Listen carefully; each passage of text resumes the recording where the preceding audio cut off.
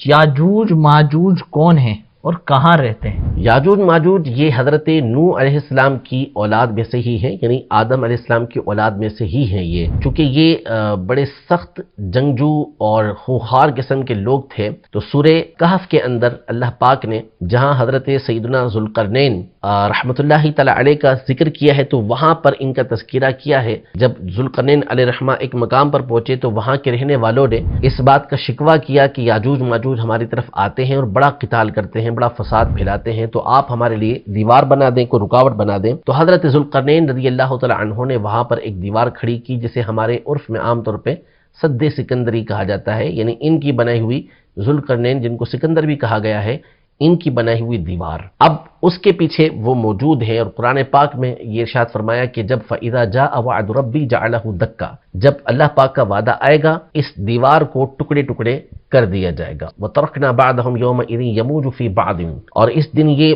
موجے مارتے ہوئے ان کو چھوڑ دیا جائے گا، ہم چھوڑ دیں گے تو یہ موجے مارتے ہوئے آئیں گے۔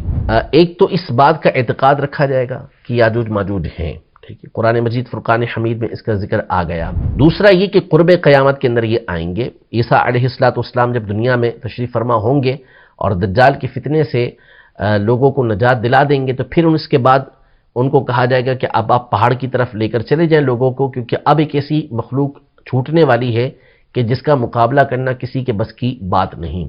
تو پھر ان کو چھوڑا جائے گا یاجوج ماجوج کو، اور یہ دنیا کے اندر تباہی مچا کے رکھ دیں گے، ساری کھیتیاں، سارے پانی سب ختم کر کے رکھ دیں گے۔ پھر اس کے بعد اللہ تبارک و تعالیٰ کی طرف سے ان کے اوپر عذاب آئے گا اور یہ سارے کے سارے مر جائیں گے، اور ان کو پرندوں کے ذریعے اٹھا کر پھینک دیا جائے گا، زمین کو پھر صاف کیا جائے گا۔ تو یہ احادیث طیبہ کے مضمون موجود ہیں۔ اب یہ ہے کہاں، یہ اللہ ہی بہتر جانتا ہے۔ ظاہر ہے کہ اب جس قدر ہمارے یہاں ترقی ہو چکی ہے، اس کے باوجود ہر ایک جانتا ہے کہ ہم زمین، ابھی سمندر نہیں، صرف زمین جو خشکی ہے، اس کے بھی تمام مقامات کو صحیح طور پہ جان نہیں سکے۔ صرف ایمیزون کا جنگل جو اتنا بڑا ہے، اس کے اندر کیا کیا چیزیں ہیں ابھی تک اس کو بھی نہیں جانا جا سکا۔ تو چاہے جائے کہ سمندر وہ تو خشکی سے 3 گنا بڑا ہے، تو اس کے جو عجائبات ہیں، اس کے جو مقامات ہیں وہ کہاں ہیں وہ ہمیں معلوم نہیں۔ تو اس لیے وہ ہیں کہاں، یہ فی الحال اندازے سب لگاتے ہیں کہ فلاں مقام پر تو فلاں مقام تو فلاں مقام، لیکن کوئی بھی آپ حتمی بات اس حوالے سے نہیں کہہ سکتے، یہ اللہ کو معلوم ہے۔ قرب قیامت کے اندر ان کو چھوڑا جائے گا۔